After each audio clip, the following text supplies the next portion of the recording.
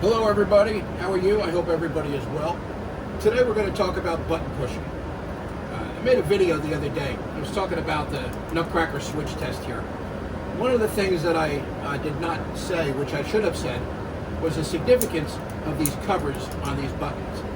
But before I get into that, I want to point something out to you. I've seen people come in the real airplane, in the simulator, and they want to impress on just how fast they are with their flow. And they go up here and they go, I'm like, oh, stop. You know, too fast. I mean, I get the idea. I know you know what you're doing. I understand you know where the buttons are. But every time that you press a button or turn a knob, you are changing valve position. You're making electrical connection. Ding. So when you press these buttons, I want you to be deliberate. I was flying with a DO one day, and he came in, and he wanted to start the APU. I had the airplane set. I mean, he's the boss. Okay, fine, you do what you want to do. He came in, and the airplane had the power on, but he went right up to start the APU, and instead of hitting the APU master, he lifted up a cover here, and he hit the APU, or pressed the APU fire extinguisher. Shot off the fire extinguisher into the APU, grounded us right there until we could get it repaired. And we had a flight to do. It was a 135 flight. Anyway, the point of this video is not just to take your time as you're pressing these buttons, and be deliberate when you do. If you put in the autopilot on, ding! But, you know, specifically just go in and press the button properly. You want to put LNAV on, boom.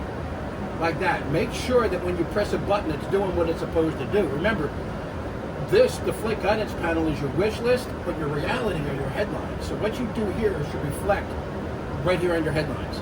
That's the reality of the airplane. All right, so let's get to the point I was going to make for this video, and that's the covers. There's reasons that there's covers on a lot of these switches. This one in particular, the Nutcracker switch test we talked about on a previous video, there's a cover on it.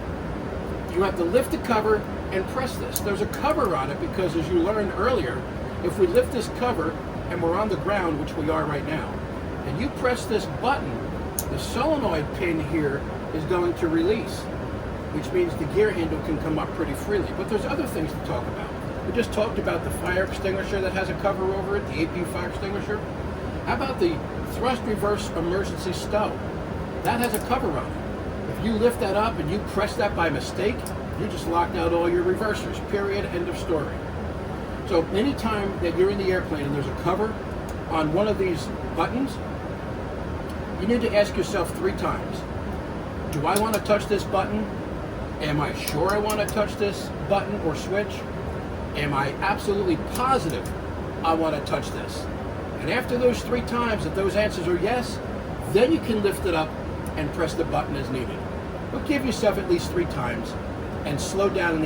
One of the things that I talk about is people being way too fast. And I want you to listen to this and use this and listen closely. Nothing needs to be done in the G4 faster than I am speaking now. Not any slower, but not any faster.